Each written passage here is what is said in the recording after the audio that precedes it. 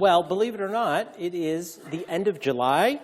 It is almost the beginning of August in just a couple of days, and the summer has flown by already because in Arizona we know the summer for us ends when August begins because school starts so early.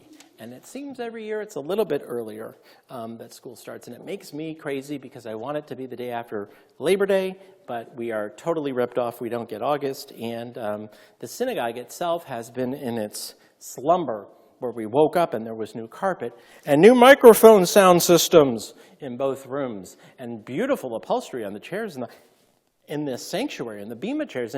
And Jackie Cohen, we have you to thank for picking out all these lovely things, but we've had a lot of work between weddings, had a lot of weddings, and camp.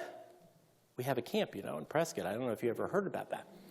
And camp incidents and issues,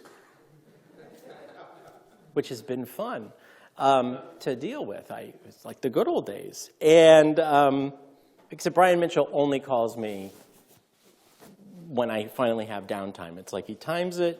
It's a Saturday afternoon to get my input. It's nice to be wanted for input, yes? And it all makes us think about how time flies when you're having fun. I'm not sure I would say fun, but fun. Because it's entering into that time of year where we, this Shabbat, call it Shabbat, anyone? Chazon, the Shabbat that is right before Tisha B'Av, which is Monday night till Tuesday night. P.S. It's in the announcements too, but our office will be closed on Tuesday for Tisha B'Av. And it's the last Haftorah of rebuke for this Shabbat, but next week we get what's called Shabbat Nachamu. And I tell you all of this, which is the Shabbat of comfort, because there's a Haftorah portion where we read from the book of Isaiah that begins, "Comfort, comfort ye my people." Why am I telling you this? Because 2 weeks ago when we started the counting of 3 Shabbatot before Tisha B'Av, it's called the 3 of rebuke, the 3 Haftorahs of rebuke. 3 Haftorah passages from the books of prophets where the prophet is rebuking the people, followed by, starting next week, 7 comforting messages from the prophets, all from the book of Isaiah, and all reminding us that in 7 weeks from next Shabbat, or 8 weeks from today, will be Rosh Hashanah.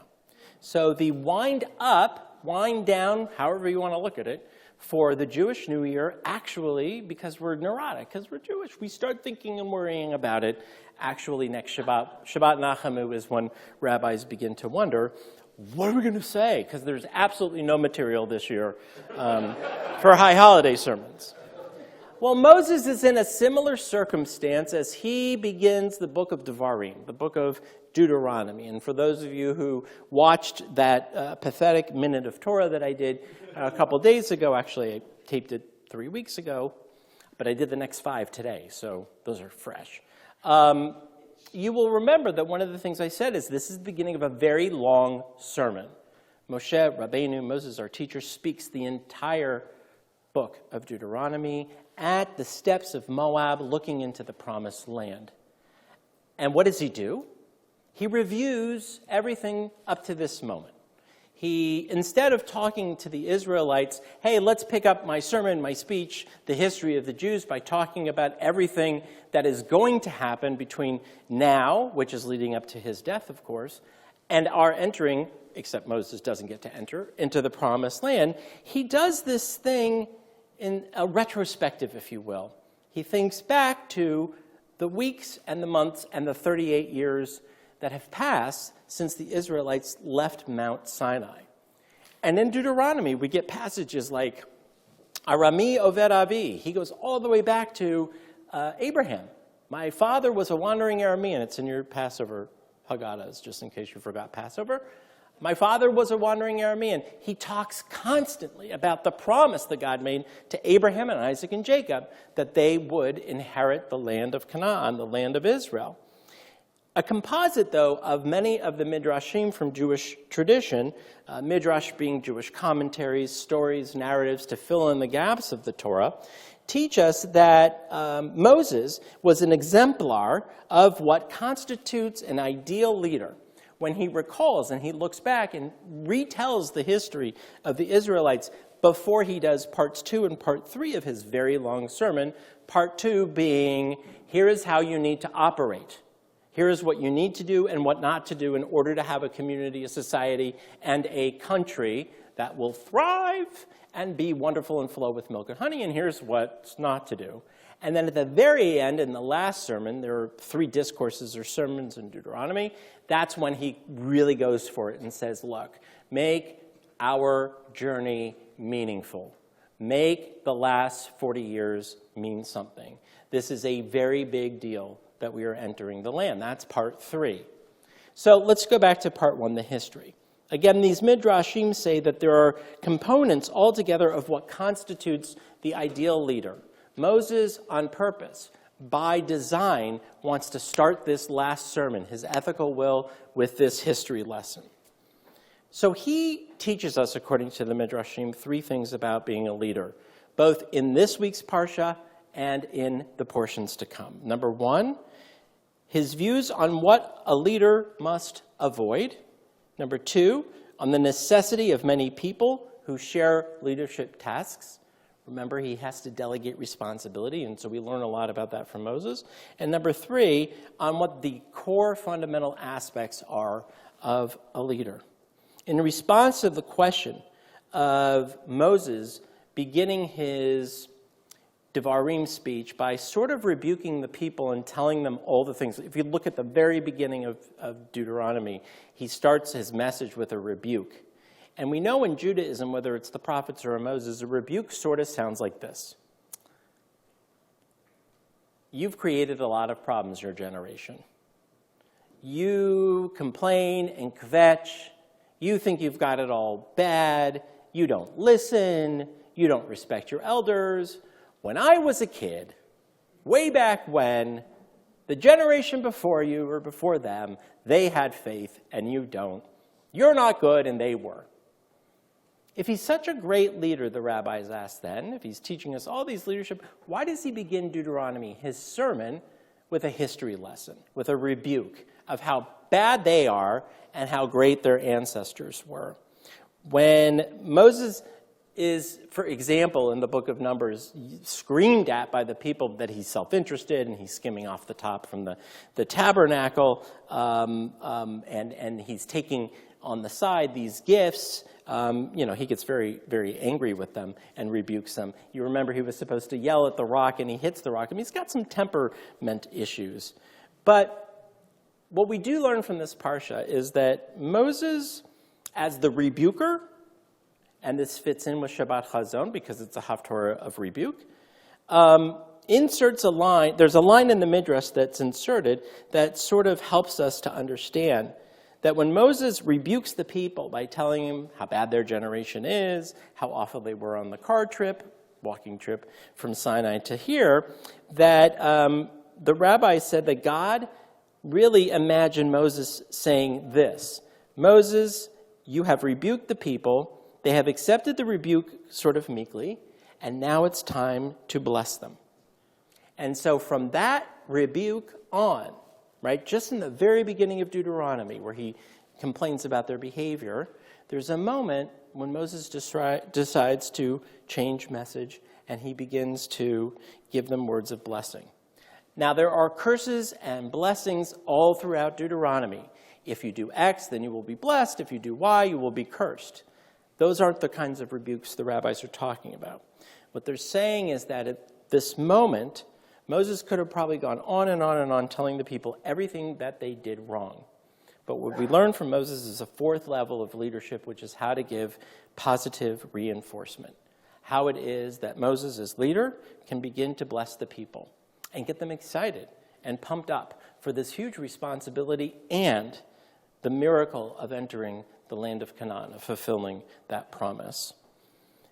The question I have for you on Shabbat that I want you to consider as we reflect on the summer, as we enter into the school year, as we reflect on the past year, and we enter into the pre-High Holy Day season, is when have you taken the opportunities to give someone words of praise instead of words of rebuke?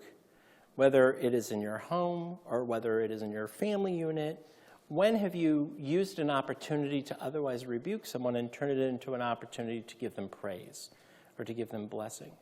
But also think of the opposite. In your relationships, when have you taken an opportunity where you should have rebuked someone and praised them instead because you didn't want to confront whatever it was that you needed to? Where it was just easier to tell someone words of blessing, or to tell someone anything that you could to avoid the truth of the matter, the truth of the situation, which was some time when they needed to be addressed, maybe negatively, maybe in rebuke. We will see throughout Deuteronomy that Moses' words are words of blessing. We will see him as a chayil, as a soldier, as a courageous man, someone who has valor and strength and capability. Moses really does define himself. Let me put it this way. Moses really does wait until the book of Deuteronomy to define himself as a leader. He decides actively to change from one who complains to the people and at the people into one who praises them. And so I want us to think about the two sides of that equation.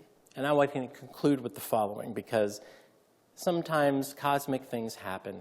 Events of the week are reflected in the Torah portion, and as a rabbi, it is my duty to point them out to you. I hope everyone heard John McCain's speech this week on the Senate floor, because what John McCain did this week was very similar to what Moses does in his heart and in his words in the beginning of Deuteronomy. I think it's safe to say that many of you have lived in this state a lot longer than I have, but I've been through now 2.5 election cycles with John McCain on the ballot, so 14 years. I've been here a while. He's a little bit of a curmudgeon sometimes. He can be a little negative and sharp-tongued toward colleagues and opponents. And he even admitted that in his speech. But what he did by turning words that could otherwise have been words of rebuke, and he was pretty strong-worded, into words of blessing, into words of aspiration, into words of blessing, was quite remarkable. Now, many people will say it's because he just found out that he has brain cancer that he all of a sudden woke up and decided to be that kind of leader, like Moses, to turn words of rebuke into words of blessing. And that very well may be true.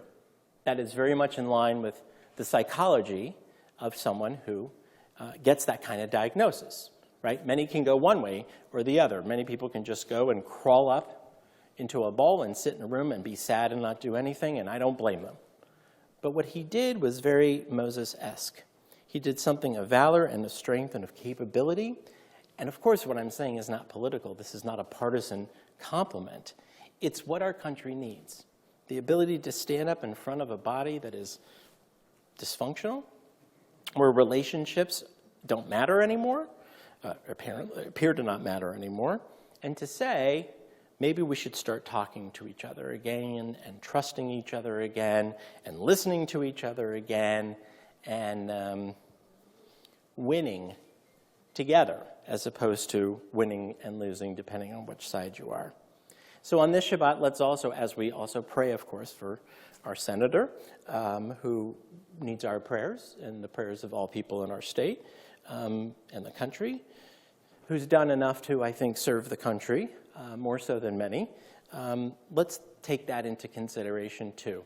Not only rebuke and blessing, but the idea of, as a community, as a collective, we have a responsibility within our community to listen to each other, to share with one another, to, in our disputes, not use language that is hurtful, but language that is productive and helpful.